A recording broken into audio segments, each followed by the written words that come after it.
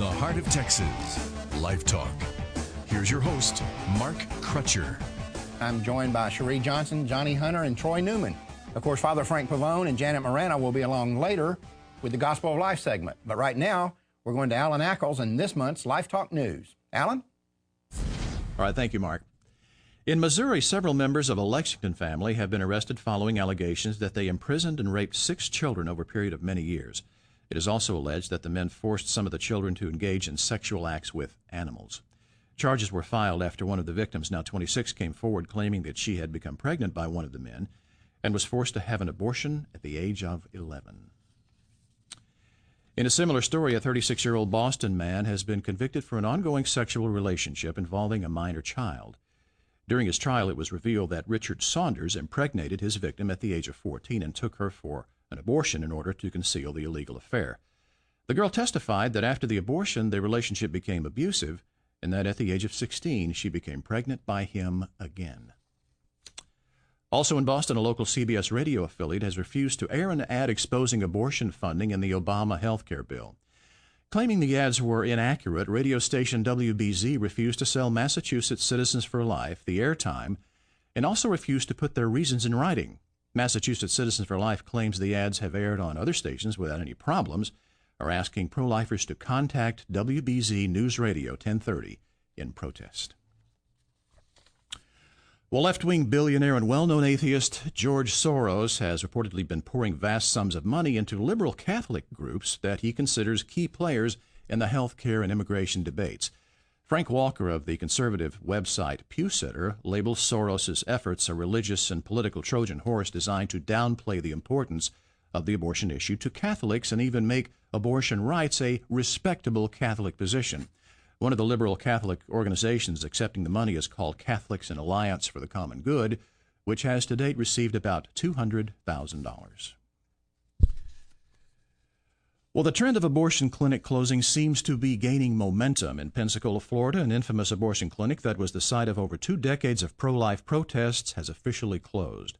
During a routine inspection of the Community Health Care Center, formerly known as the Ladies Center, authorities discovered that the death camp had been operating illegally for 413 days and levied the mandated fine of $1,000 per day. Clinic owners were unable to pay the fine and were forced to cease operations.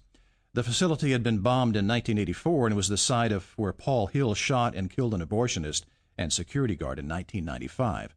The closing came during a peaceful pro-life prayer event affiliated with 40 Days for Life. In similar good news, Planned Parenthood of Montana is closing its Kalispell facility.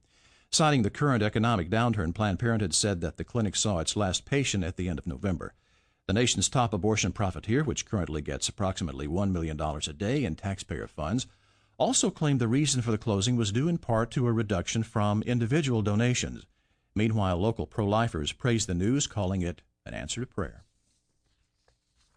And in Michigan, abortionist Alberto Hodari is selling off all his death camps following a lawsuit which accuses him of performing a forced abortion. The suit obtained by LifeTalk News alleges that the victim, Caitlin Bruce, went to Hodari's clinic, Woman Care of Flint, seeking an abortion, but once there, it changed her mind. Bruce alleges that clinic staff then restrained her against her will and covered her mouth to muffle her pleas while Hodari performed the abortion. LifeTalk News has previously reported on the conduct of Hodari, which ranges from causing the deaths of abortion patients to the illegal dumping of aborted babies. Well, the ongoing problem of pro-choice violence continued this month. In Pennsylvania, police say that Jonathan Stock, 28, threw his girlfriend Tammy Smith to the ground, grabbed her hair, shoved a .380 caliber pistol into her mouth, and then threatened to kill her after she refused his demand to have an abortion. Stock has now been charged with 2 counts of aggravated assault. A 31-year-old Tennessee man has been convicted in the first-degree murder of police officer Mark Vance. Officer Vance had responded to a call at the home of Nicholas Johnson, who was enraged at his 17-year-old girlfriend's refusal to get an abortion. When Officer Vance arrived on the scene, Johnson shot him in the head at point-blank range.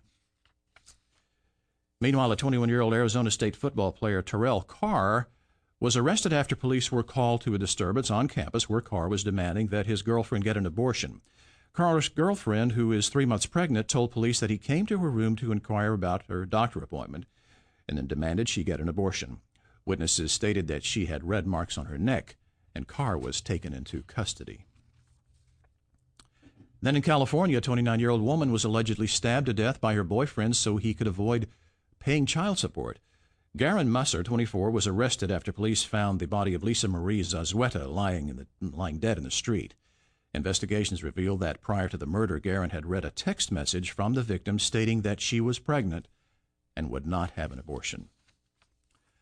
Also in California, a man was taken into custody on suspicion that he caused the miscarriage of his unborn child. According to reports, the unidentified girlfriend of 37-year-old Joshua Woodward alleges that Woodward repeatedly put his fingers into a plastic bag filled with an unidentified substance and then touched her vaginal area.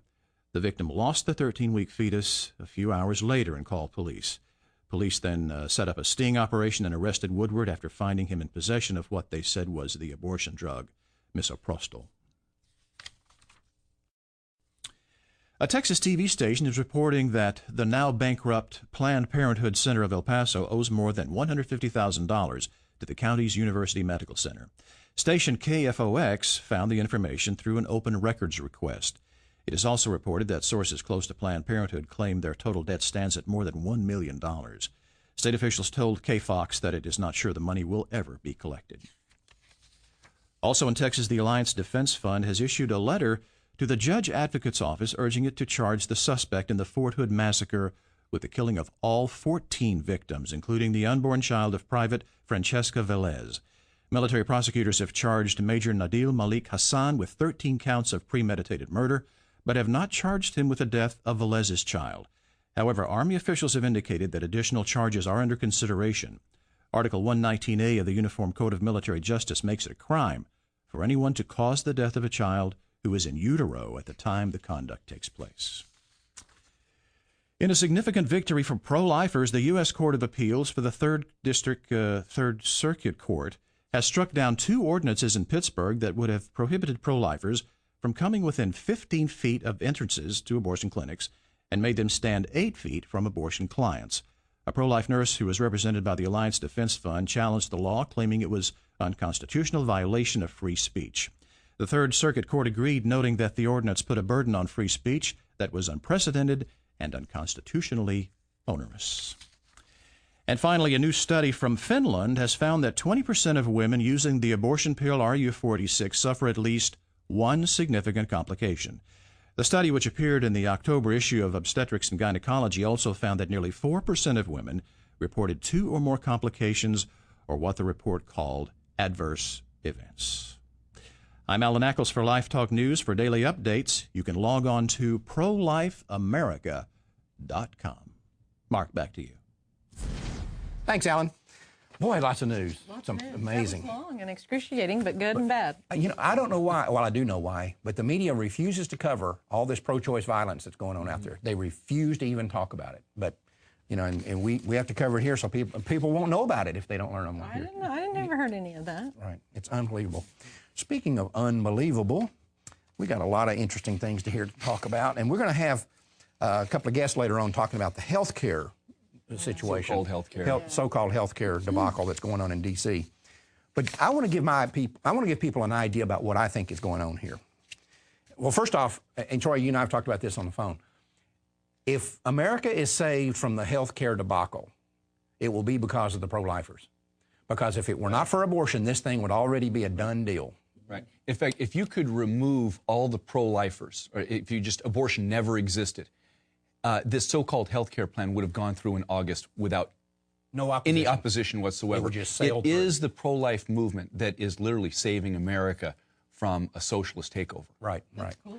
And it may only be temporary, but at least, you know, we're putting up a fight. And it's not that we deserve any kudos for it or anything. It's just a fact that without abortion, this thing would have already been done. You know, even a CNN poll came out this week saying 61%. Now, this is a skewed CNN poll. Right. Even they said 61% of the American people are opposed to taxpayer-funded abortions. And I think 37% are in favor of it. So clearly this defies the will of the American people. Right, right. But the representatives do not represent the people they are there for. Oh, no.